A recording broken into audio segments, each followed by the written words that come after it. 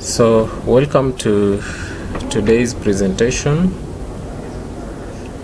We are going to, my name is David.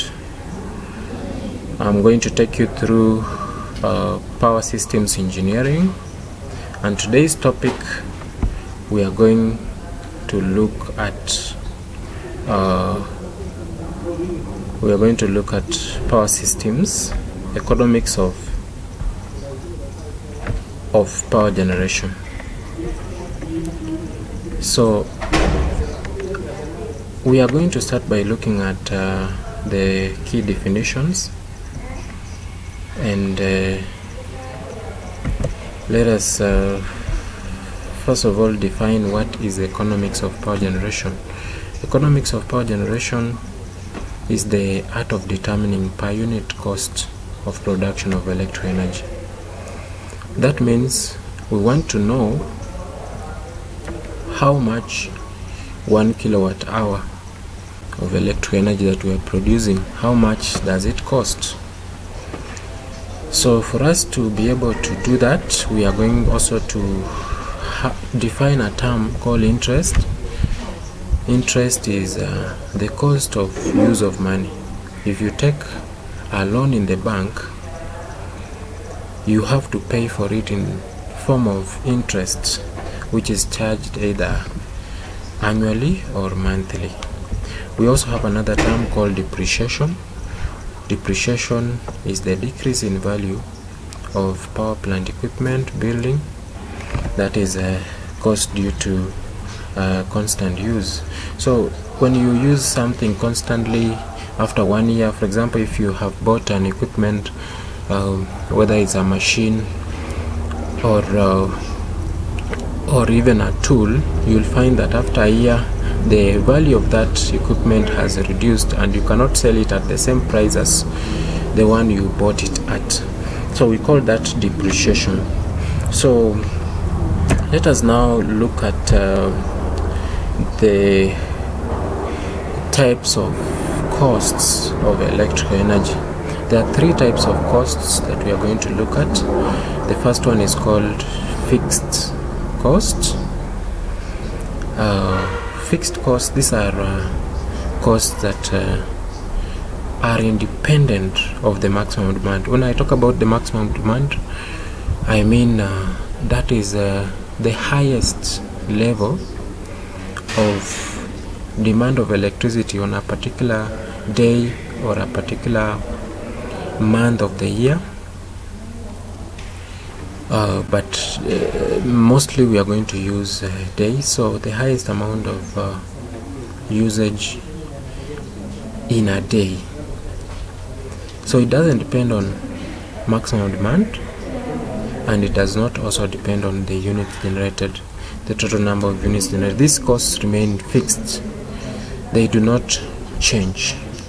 So we are going to give examples of the fixed costs. Can someone give me an example of a fixed cost?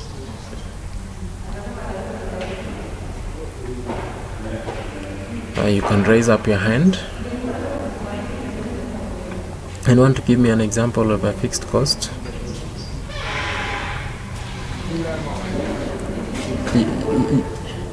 Yes, Philemon.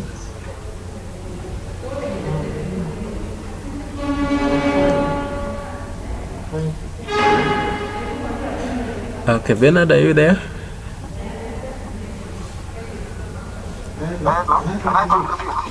Yes, you can contribute, please. An example is maybe rent power calculation that could be considered fixed cost. Yes.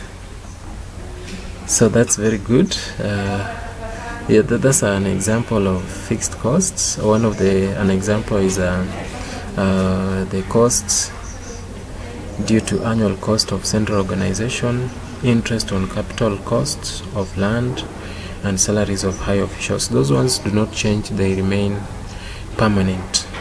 Then we have semi-fixed costs. These ones they vary with the maximum demand. If you increase the maximum demand, then those costs change, and but they do not depend on the total units generated. This includes things like salaries for management and clerical staff, and also the taxes, they fall under that category. And then number 3, we are now looking at running costs. Running costs is a cost that depend only upon the number of units generated. So that means they do not depend on the maximum demand, and this one can be things like repairs, salaries of casuals, lubricating oil and maintenance, annual cost of fuel. So those ones are the ones that we call running costs. Any other example of running costs that you can give us? Anyone who is there to raise your hand before we proceed?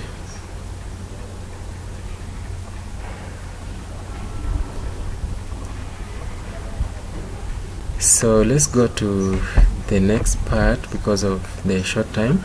Let us look at variable load on power station. We know that power is not constant on a power station. So variable load, we are referring to the changes that take place with time on a power station. These are how the load varies with time. We know that the load will vary at a particular time. For example, during lunchtime you'll find that the load will go high. During supper time you'll find that many people at around 6, 7, 8, when people are cooking, many people are watching TV, and the load on a power station will go high. But when it reaches midnight and people are asleep, the load goes down. So that is what we call variable load on the station. So having understood that, so what are the effects of variable load on a power station? It means that there is need for additional equipment, because the number of equipment will depend on maximum demand. It doesn't depend on the total number of units generated. So that means the maximum demand will be high because of the variations, and there will be need for additional equipment, and also there will be increase in production costs.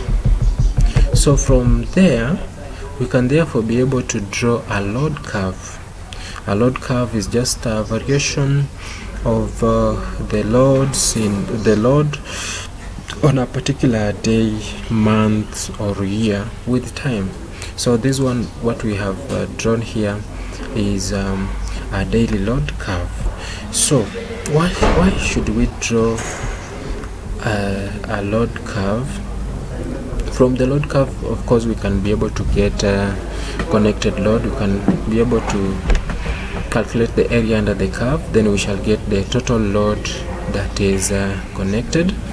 And also from the load curve, we can be able to calculate, or we can be able also to calculate the demand factor and the load factor. And I've given the definition for load factor and demand factor. Demand factor is the ratio of maximum demand on power station to its connected load, and load factor is the ratio of average load to the maximum demand during a given period. So there are other definitions also. I've already explained about the average, the average load. So we can have daily average load and monthly average load, yearly average load. You just take the total number of units generated, then divided by the time. And then lastly, we are going to look at the important terms and factors from the load factor. The last ones, we are going to look at maximum demand. It is the greatest demand of load on the power station during a given period. So that marks the end of our lesson. We shall continue from there, and we shall look at other terms that are key. So thank you so much for joining us. So thank you and God bless.